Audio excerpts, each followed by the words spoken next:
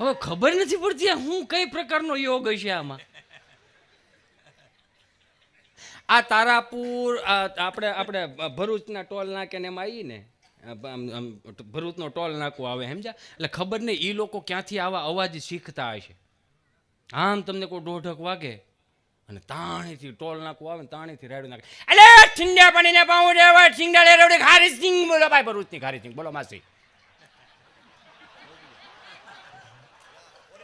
અને એ પછી તમને કહો આમ એક તો સિંગલના સોફામાં તમને કહો દિવાળી ઉપર હાકડ મુકડ હોતા હોય ને એમાં ઓલી બવણીયું વાગે, ખાલી હોય. કેવી હોય?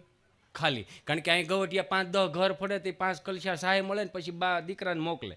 હમણાં બાપુ 7-8 જણા તમને કહો મંદિરના ઓટલે દાદા બેઠેલા ને મારો સહજ સ્વભાવ, મેં કીધું બાપા જય ભોળાનાથ, મારા બાપ જય ભોળાનાથ, જય ભોળાનાથ. આવી ગયા એમના દિવાળી ઉપર ફટાક્યા ફોડવા મારા દીકરા.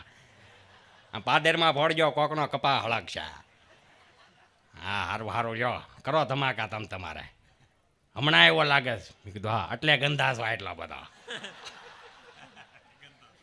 મેં કીધું પણ હવે આ દિવાળી પતી જાય પછી હવે મેં કીધું ભાગ્યું દઈને તમે વી આવો, અમારું શું ત્યાં કામ છે, છોકરાઓ છે. એટલે સહજતાથી બાપુ આપણે પૂછીને કે છોકરાઓ શું કરે છે, તો દાદા કહે કે મોટા થાય છે.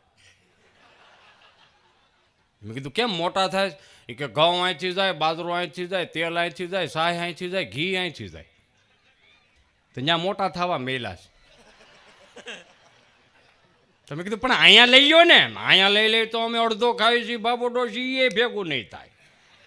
આ હસવાતા નથી એટલે ત્યાં રાખ્યા બાપા, ઉપાધિ નહીં સમજે.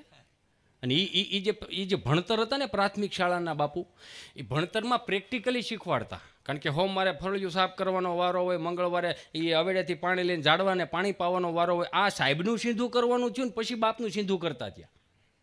ખબર પડી ગઈ કે આમાં 5 મહેમાન બેઠા હોય, દાદા આમ અદપ વાળીને બેઠા ને આમ ડોળા કાઢીને કે એટલે સમજી જવાનું મહેમાન આવ્યા છે, પાણીને કળશા ભરવાનું બાપો કહે. અને અત્યારે તો કેવું થઈ ગયું છે, અને એ પાછું થાંભલી પકડીને ઊભા રહેતા, મહેમાન જાય એની વાટ જોતા. હું કામ? કારણ કે આવી કડકડાટ નોટું નહોતી ને, મહેમાન જાય એની વાટ જોતા હતા. આગળ 5 રૂપિયા આપે, કેટલું હોશિયાળાપણું કર્યું છે. એ 5 રૂપિયા હાટું થાંભલી પકડીને ઊભા રહેતા હો. અને અત્યારની ચિંટુને એ નથી ખબર પડતી. 5 મહેમાન બેઠા હોય તો મોબાઈલમાં મોઢું નાખીને સીધો રૂમમાં. અને મોટા શું લેવાનું કરે છે એ જ ખબર નથી પડતી.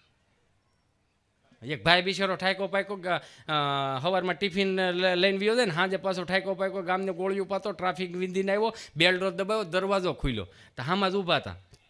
એ દાંત